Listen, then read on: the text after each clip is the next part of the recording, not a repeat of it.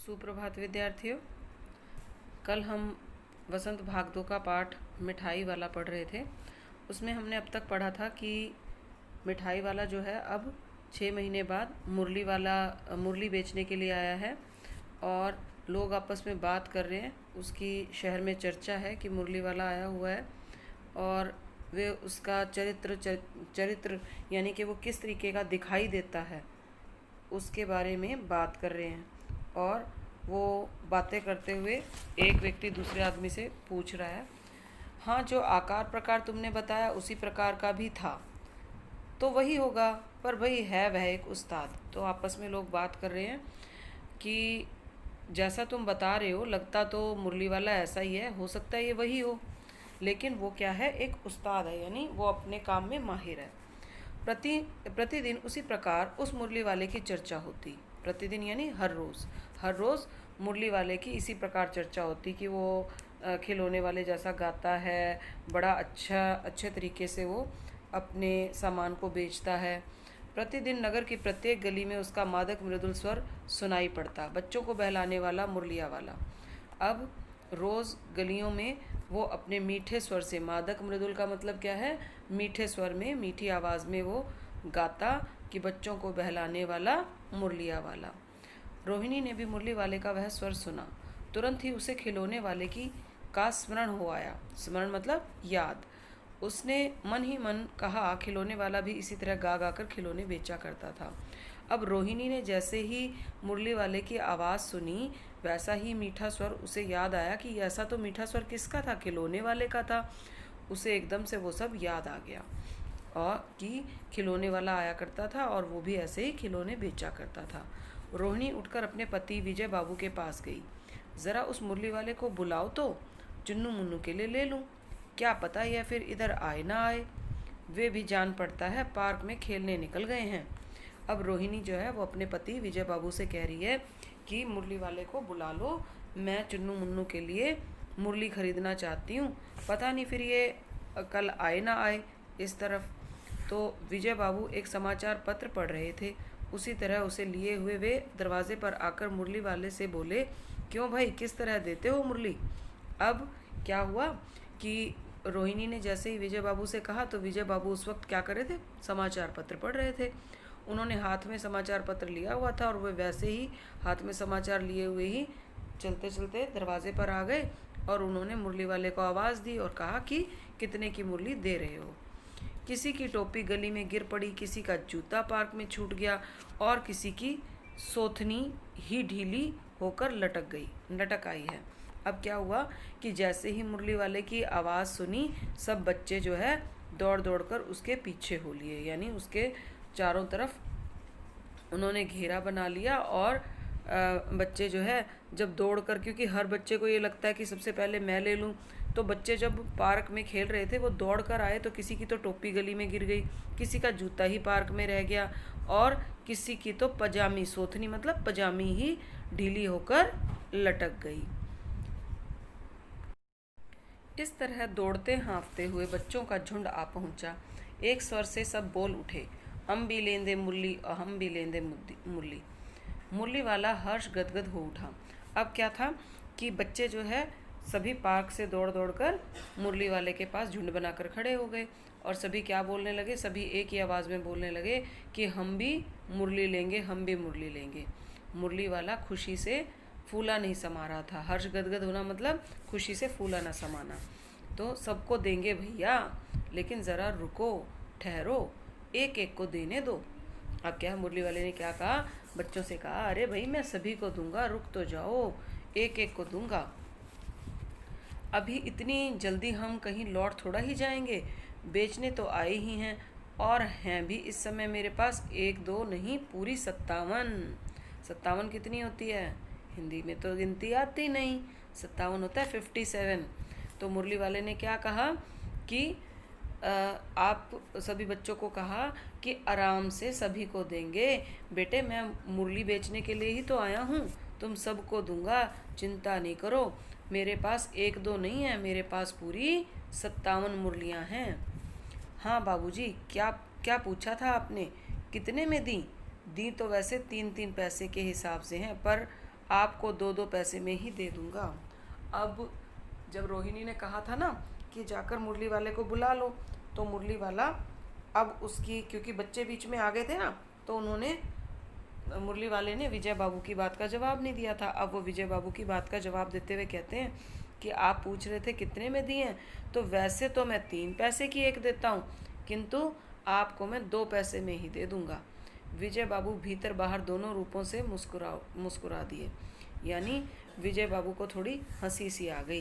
वो मन ही मन कुछ सोचने लगे, मन ही मन कहने लगे, कैसा है, देता तो सबको इसी भाव से है, पर मुझ पर एहसान लाद रहा है। फिर बोले, तुम लोगों को झूठ बोलने की आदत होती है, देते होंगे सभी को 2-2 पैसे में, पर एहसान का बोझा मेरे ही ऊपर लाद रहे हो। अब क्या कहा, अब ये मुरली वाले और विजय बाबू के मध्य बातचीत चल रही है। विजय बाबू ने जैसे ही मुरली वाले की ये बात सुनी कि वैसे तो 3 पैसे की देता हूँ, किंतु अब आपको मैं 2 पैसे की दे दूँगा, तो उन्हें बड़ा, वे जो है अंदर बाहर मुस्कुरा दिए, यानी उन्होंने क्या, उनके मन में एक बात आई और वे मुस्कुरा पड़े। क्या कि वे कहने लगे कि तुम देते तो सभी को, वो अपने मन ही मन क्या सोचने लगे कि देता तो सबको इसी भाव से होगा, पर मुझे ही कह रहा है कि 3 पैसे की नहीं 2 पैसे की दे दूंगा, ये मेरे पे एहसान लादने की कोशिश कर रहा है। और उन्होंने फिर मुरली वाले से कह दिया कि तुम लोगों की झूठ बोलने की आदत होती है, देते होंगे सभी को 2-2 पैसे में, पर एहसान का बोझा मेरे ही ऊपर लाद रहे हो। यानी मुरली वाले से उन्होंने क्या कहा कि तुम सभी को ही 2-2 पैसे में देते हो, किंतु मेरे सामने झूठ बोलकर मेरे ऊपर एहसान का बोझ लाद रहे हो। मुरली वाला एकदम अप्रतिभ उठा, अप्रतिभ मतलब उदास हो गया। मुरली वाला जो है बहुत एकदम से उदास हो गया। बोला, आपको क्या पता बाबूजी कि इनकी असली लागत क्या है। यह तो ग्राहक का दस्तूर होता है कि दुकानदार चाहे हानि उठाकर चीज़ क्यों न बेचे, पर ग्राहक यही समझते हैं दुकानदार मुझे लूट रहा है। आप भला काहे को विश्वास करेंगे। लेकिन सच पूछिए तो बाबूजी, असली दाम 2 ही पैसा है। आप कहीं से 2 पैसे में ये मुरली नहीं पा सकते। मैंने तो पूरी 1000 बनवाई थी, तब मुझे इस भाव पड़ी हैं। अब इसमें, इस पैराग्राफ में क्या है, विजय बाबू और मुरली वाले की आपस में बातचीत चल रही है मोल भाव को लेकर।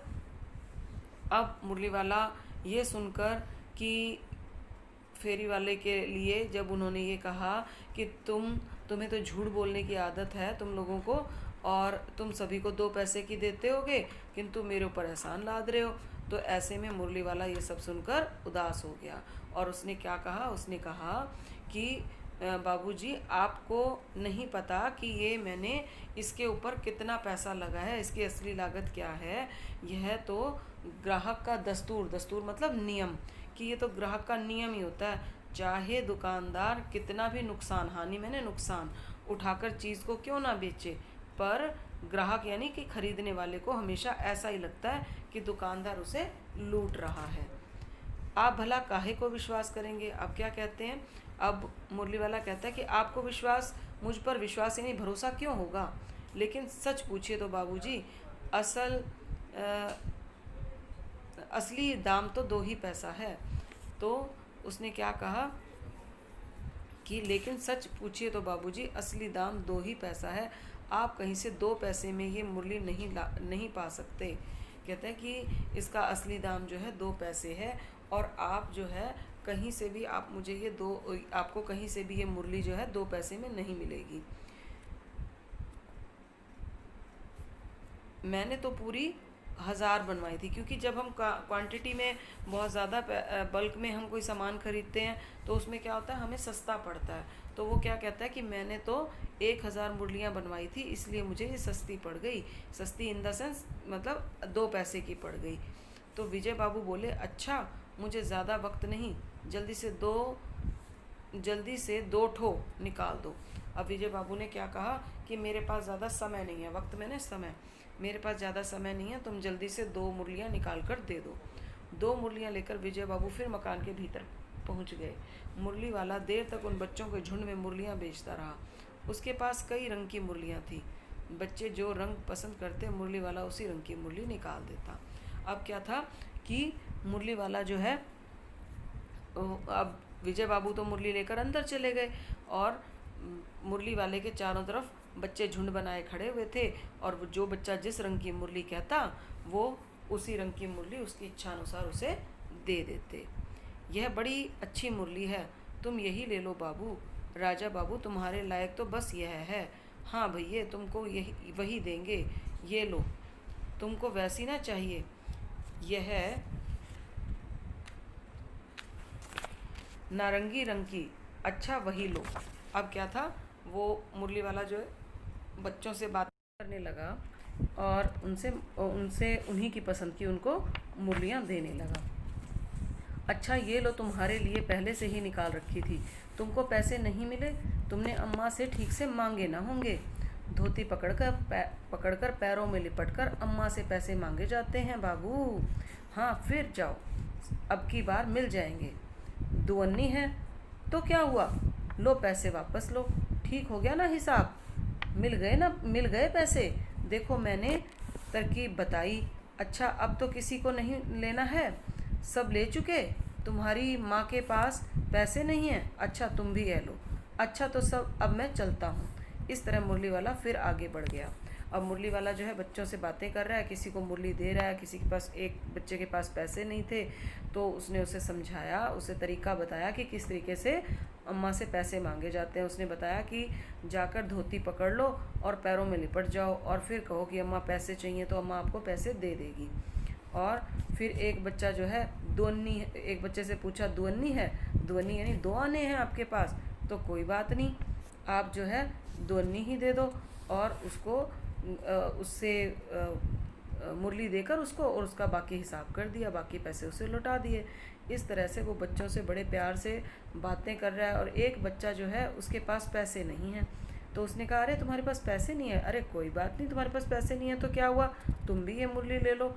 उसे भी एक उस बच्चे को मुरली दे दी। और देखिए अब यहाँ पर क्या है कि उसका भाव देखिए, उस एक बच्चे के पास पैसे नहीं थे तो मुरली वाले ने उसे बिना पैसे दिए ही उसको मुरली दे दी। और फिर सबसे पूछा हाँ भाई अब सबको मुरली मिल गई, ऐसा कहकर अच्छा तो अब मैं चलता हूँ, और वो अगली गली की ओर बढ़ गया। आज अपने मकान में बैठी हुई रोहिणी मुरली वाली की सारी बातें सुनती रही। आज भी उसने अनुभव किया बच्चों के साथ इतने प्यार से बातें करने वाला फेरी वाला पहले कभी नहीं आया।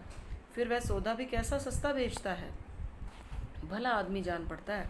समय की बात है जो बेचारा इस तरह मारा मारा फिरता है, पेट जो न कराए सो थोड़ा। अब क्या है कि रोहिणी जो है मन ही मन विचार कर रही है, क्योंकि उसने सारी बातें बच्चों के साथ जो मुरली वाला बातें कर रहा था वो चिक के पीछे खड़ी हुई सब बातें सुन रही थी, ठीक है। और तो वह देख रही थी कि वह किस तरह से बच्चों से प्यार से बातें कर रहा है। तो बच्चों के साथ उसकी भोलेपन की बातें सुनकर रोहिणी ने अनुभव किया, रोहिणी को ऐसा महसूस हुआ कि ऐसा भला और साफ दिल वाला फेरी वाला पहले उसने कभी नहीं देखा। उसे ऐसा जान पड़ा जैसे वह कोई सभ्य और नेक आदमी है, तथा किसी मजबूरी के कारण ही वह दर दर भटक रहा है, यानी गलियों में घूम रहा है और सामान बेच रहा है। वह सोचने लगती है कि पेट के लिए इंसान को क्या क्या नहीं करना पड़ता। ये था ना, पेट जो न कराए सो थोड़ा, यानी पेट के लिए, क्योंकि खाना तो चाहिए ना सभी को, तो रोज़ी रोटी के लिए, कमाने के लिए देखो पर मनुष्य को जो है कहाँ कहाँ भटकना पड़ता है। इसी तरह मुरली वाले का क्षीण स्वर दूसरी निकट की गली से सुनाई पड़ा, बच्चों को बहलाने वाला मुरलिया वाला। रोहिणी इसे सुनकर मन ही मन कहने लगी, और स्वर कैसा मीठा है इसका। बहुत दिनों तक रोहिणी को मुरली वाले का वह मीठा स्वर और उसकी बच्चों के प्रति वे स्नेह सिक्त बातें याद आती रहीं। महीने के महीने आए और चले गए, फिर मुरली वाला न आया। धीरे धीरे उसकी स्मृति भी क्षीण हो गई। अब यहाँ क्या है, क्षीण स्वर। क्षीण स्वर का मतलब क्या है, धीमा स्वर, मंद आवाज़, ठीक है। तो अब क्या था कि वो दूसरी गली में चला गया और रोहिणी जो है उसके विषय में सोच रही थी। अब उसको आवाज़ जो है धीमी सुनाई दे रही थी, क्योंकि पहले तो वो उनकी गली में बोल रहा था, अब वो दूसरी गली में चला गया तो उसकी आवाज़ अब धीमी सुनाई दे रही है। और रोहिणी मन ही मन सोचने लगी कि कितने मीठे स्वर में गाकर ये अपना सामान बेचता है। अब धीरे धीरे क्या हुआ, समय बीतता गया और रोहिणी उसकी मीठी मीठी प्रेम से भरी हुई, स्नेह सिक्त मतलब प्रेम से भरी हुई बातों को याद करती रही। धीरे धीरे महीने महीने बीतते चले गए, कई महीने बीत गए और मुरली वाला नहीं आया। धीरे धीरे उसकी याद, यानी कि उसका जो मीठा स्वर था, जो उसको रोहिणी को याद आता था, जो उसने बच्चों से प्यार भरी बातें की थी वो उनको याद करती थी, धीरे धीरे वो भी धुंधली होती चली गई। धुंधली होती गई मतलब धीरे धीरे वो भूल गई। ठीक है। 8 मास बाद सर्दी के दिन थे। रोहिणी स्नान करके मकान की छत पर चढ़कर आजानुलंबित केश राशि सुखा रही थी। इस समय नीचे की गली में सुनाई पड़ा बच्चों को बहलाने वाला मिठाई वाला। अब क्या हुआ कि 8 मास बीत गए, यानी 8 महीने बीत गए और रोहिणी जो है एक दिन सर्दियों के दिन थे और रोहिणी अपनी नहाकर अपने मकान की छत पर चढ़कर आजानुलंबित का मतलब क्या होता है, घुटनों तक लंबे बाल, केश राशि मतलब बाल, यानी घुटनों तक के उसके जो बाल थे वो घुटनों तक लंबे थे। वो नहाकर अपने बाल धोकर अपनी छत पर आकर बाल धूप पे सुखाने के लिए खड़ी हुई थी। इसी बीच उसी समय उसे नीचे से गली से आवाज़ सुनाई पड़ी। क्या आवाज़ सुनाई पड़ी? बच्चों को बहलाने वाला मिठाई वाला। अब जो मिठाई, अब क्या वो बेचने आया? अब वो वही व्यक्ति जो पहले खिलौने बेचने आया था, उसके बाद वो मुरली बेचने आया था, अब वो क्या बेचने आया? मिठाई। तो अब वो उसको फिर वही मीठा स्वर सुनाई दिया रोहिणी को कि बच्चों को बहलाने वाला मिठाई वाला। ठीक है बच्चों, आज हम यहीं तक पढ़ेंगे और मैं इससे संबंधित प्रश्न आपको आज फिर दे रही हूँ। आपने ये प्रश्न भी अपनी फेयर कॉपी में, CW कॉपी में लिख लेने हैं। ठीक है, क्वेश्चन और आंसर दोनों ही। और आज जो मैंने आपको आंसर दिए कल के क्वेश्चंस के, वो सभी मैच कर लेंगे। अगर किसी का क्वेश्चन गलत है तो वो उसको ठीक कर लेगा। ठीक है बेटे, धन्यवाद।